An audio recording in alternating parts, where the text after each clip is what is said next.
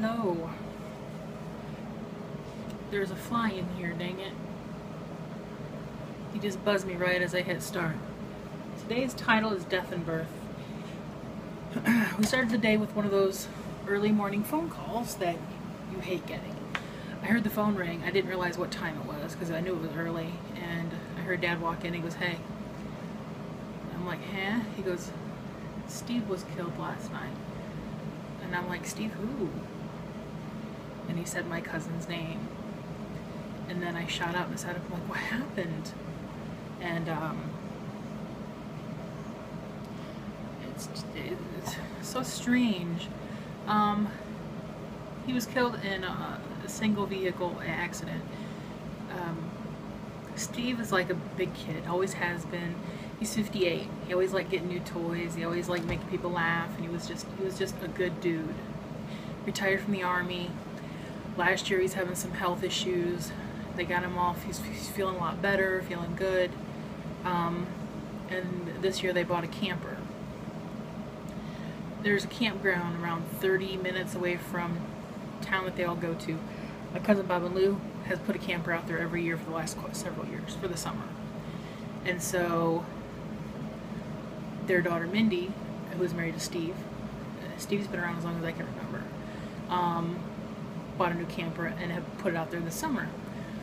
Well, he had gone into town, home, to do something, and 10 o'clock last night he was driving back out to the campground, and he was in his truck.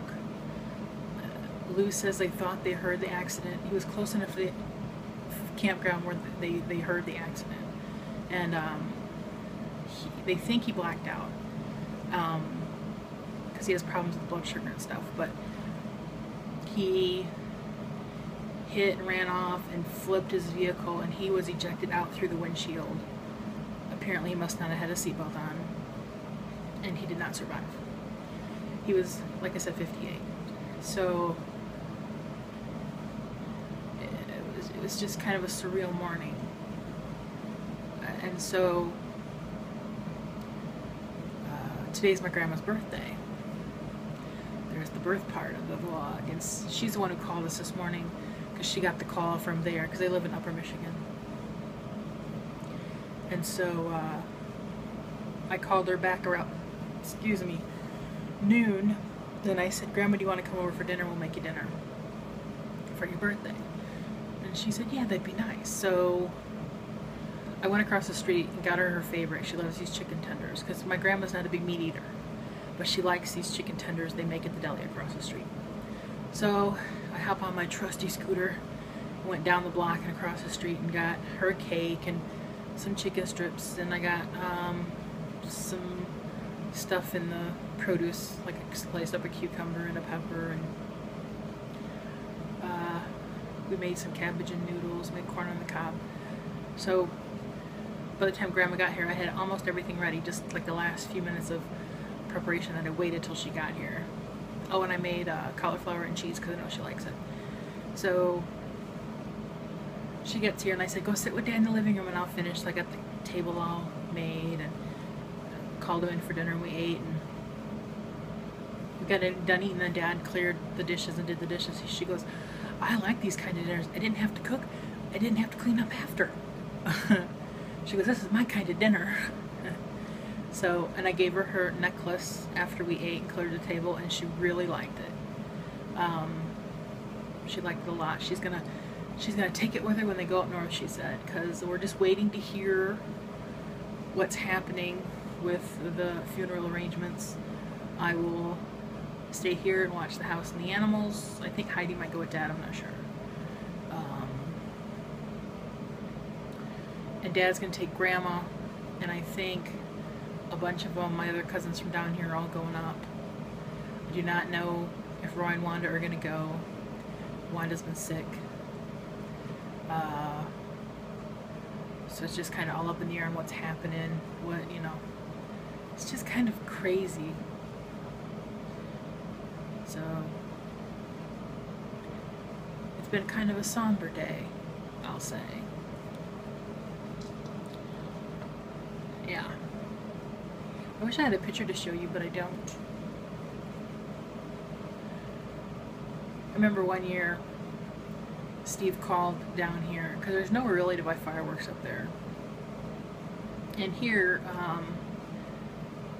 you get down at the Indiana state line and there's a bunch of fireworks shops and stuff. One year at Sam's Club in Indiana, he said, "Give me one of those big things of fireworks and I'll pay you when you get here." So we got one of those, and I made my mom stand next to it because it was a big box of fireworks as tall as she was. And he was like a kid, and I remember, like, 2 days after the 4th of July, we still had some fireworks left, and he was out there setting them off, and the cops came in, and he got a stern talking to.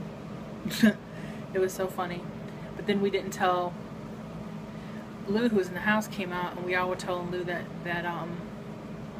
Steve was getting arrested, but he really wasn't. Because we used to go up there every 4th of July for years and years and years. So I remember going to Steve and Mindy's wedding. I was young. They were together years before that, though. It's always been Steve and Mindy. For a long time, they lived in Minneapolis, over in that area, and I remember going to see them when they lived over there when I was a kid. And then they moved back to the Upper Peninsula 7, 8 years ago, maybe even longer than that ago. I don't know.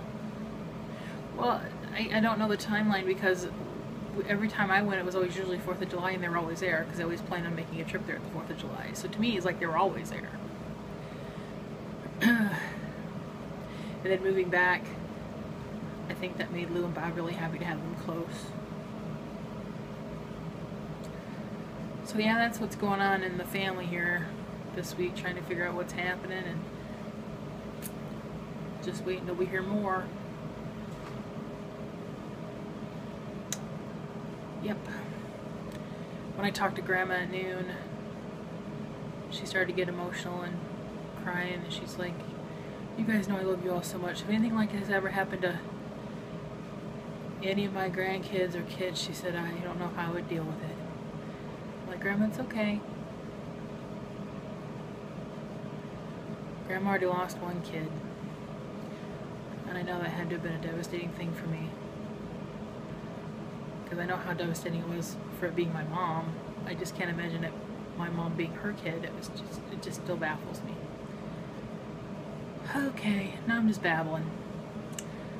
I'm gonna roll out, and I'm gonna have here's a piece of cake I got, Grandma's birthday cake. Here, chocolate. She took her cake home. Now she's headed home. Alright. That's all I got to say. It's just one of those days, people. Bye.